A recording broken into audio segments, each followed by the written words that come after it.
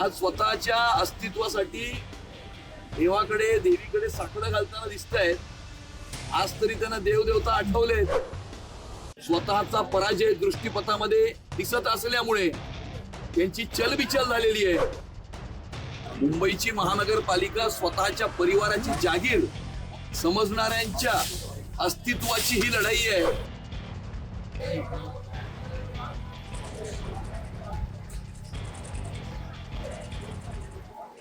आज या ठिकाणी सिद्धिविनायकाचे दर्शन घेऊन सिद्धिविनायकाच्या चरणी हीच प्रार्थना केलेली आहे की एक विकसित मुंबई, एक सुरक्षित मुंबई निर्माण करण्याकरता आम्हाला शक्ती द्यावी, आशीर्वाद द्यावे.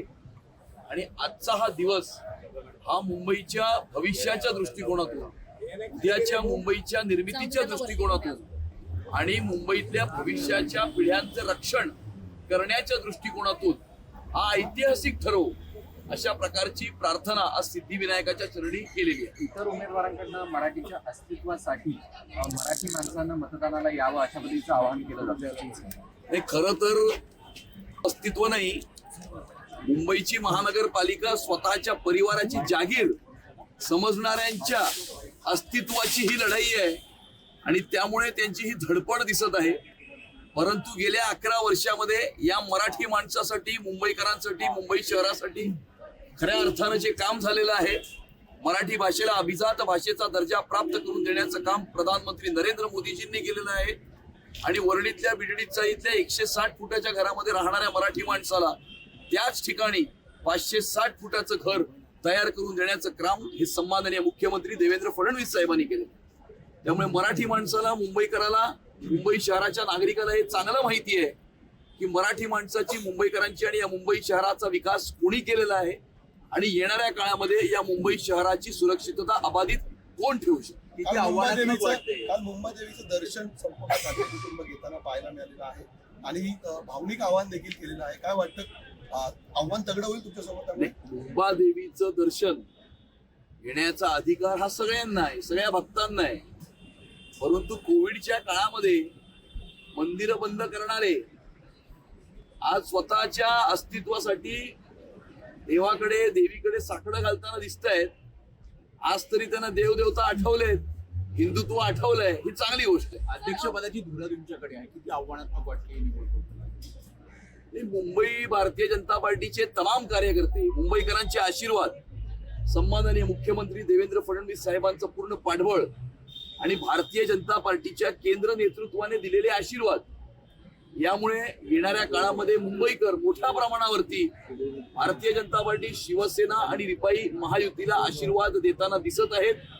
आणि आजचा दिवस हा मुंबईकरांच्या भविष्याच्या दृष्टिकोनातून, उद्याच्या मुंबईच्या निर्मितीच्या दृष्टिकोनातून हा ऐतिहासिक ठरणार आहे. काय आव्हान कराल? कारण का भावनिक आव्हान सुद्धा ठाकरेंकडनं मतदारांना केलं जाते, तुमच्याकडनं काय आव्हान? मी तमाम मुंबईकरांना हे आव्हान करतो की विकसित मुंबईच्या निर्मितीसाठी, मुंबई शहराची सुरक्षितता अबाधित राखण्यासाठी, मुंबई महानगरपालिकेला भ्रष्टाचार विरहित प्रशासन देण्याकरता आपण मोठ्या प्रमाणावरती भारतीय जनता पार्टी, शिवसेना आणि रिपाई महायुतीला आशीर्वाद द्यावेत, साथ द्यावी, सहकार्य द्यावे, जेणेकरून येणाऱ्या काळामध्ये एक सुरक्षित मुंबई आणि विकसित मुंबईची निर्मिती आम्ही मुंबईकरांच्या आशीर्वादानं करू शकतो. दुबार मतदानाचे लक्ष ठेवा.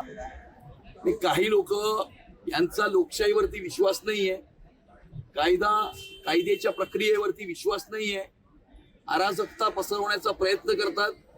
स्वतःचा पराजय दृष्टीपथामध्ये दिसत असल्यामुळे त्यांची चलबिचल झालेली आहे, फ्रस्ट्रेट झालेले आहेत आणि त्याच्यामुळे अशा प्रकारची बालिश आव्हानं काही लोक करताना आपल्याला दिसत आहे. निवडणूक आयोगाने स्पष्ट केलं आहे, जे आरोप ज्या कोणी केले असतील ते निवडणूक आयोग आणि अख्खी निवडणूक हाताळणारी यंत्रणा त्यांची जबाबदारी आहे की त्या आरोपांचं स्पष्टीकरण द्यावं. त्यानुसार काल स्पष्टीकरण हे देण्यात आलेलं आहे. परंतु मला आश्चर्य वाटणार नाही जर त्यांनी अजून नवीन काहीतरी त्याच्यातनं काढण्याचा प्रयत्न केला. पण काही लोक उद्या ज्या वेळेला पराजय होईल त्यावेळेला काय सांगायचं, काय स्पष्टीकरण द्यायचं याचं बॅकग्राऊंड तयार करताना काही लोक दिसत आहेत.